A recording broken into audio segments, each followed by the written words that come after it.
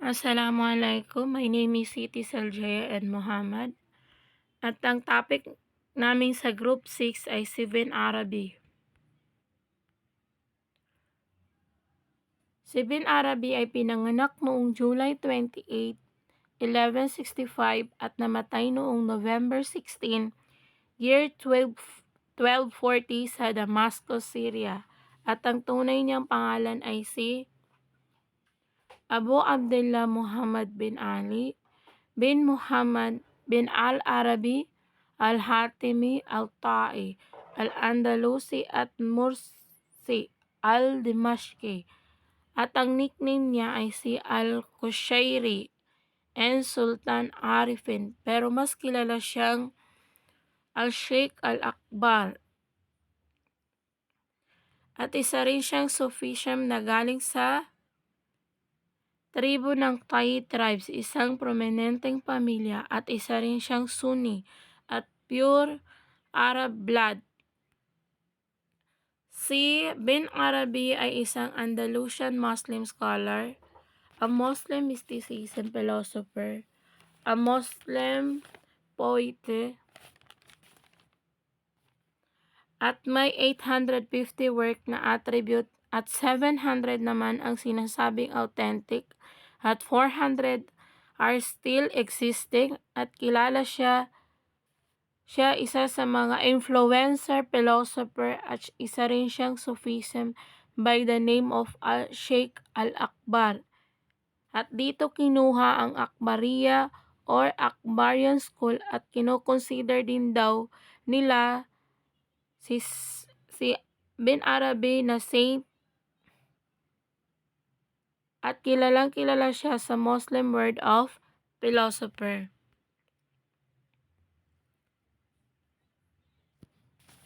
After that, si Bin Arabi pagkatapos niyang mamatay,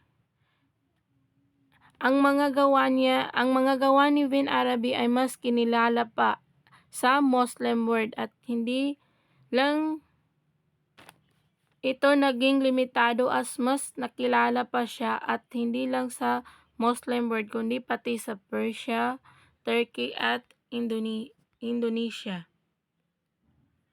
At tinagurian din ng ibang scholar at that time kagaya ni Al-Mauni ibn Ahmad at Al-Hanbali and Al-Fairuzabadi na tinagurian nilang si Bin Arabi has a righteous friendship of Allah and a faithful scholar of knowledge, the absolute mustahid without doubt, the imam of the people of Sharia, both in the knowledge and legacy, the educator of the people of the way and practice, and in knowledge, the sheikh of the people of the truth, through spiritual experience o da'wah and understanding. Mas tinagurian din siyang the Dr. Maximus Sheikh Al-Akbar or the greatest teacher in the medieval Europe at Mu'addin, the revival of free religion, and tinagurian din siyang Bin Aflatun, the son of Plato. Family background naman niya is si Bin Arabi ay nanggaling siya sa mixed background.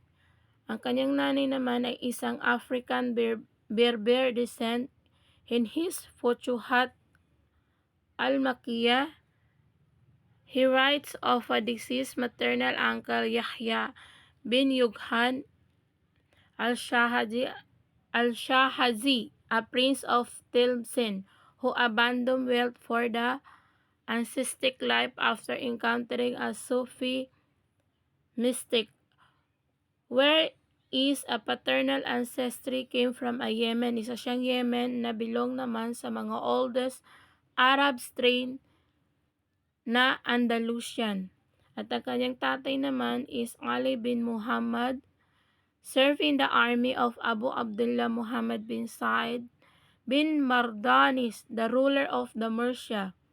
When Ibn Mardanis died in 1172 AD, his father shifted allegiance to the Al-Muhad Sultan.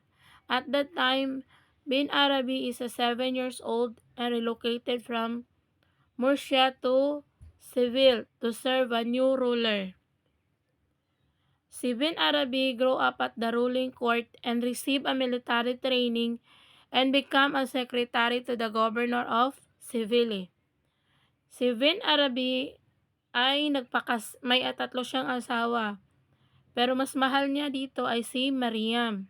He married Mariam, a woman from an influential family, has also shared his aspiration to follow the Sufi path. And that's all to be continued. Sukran.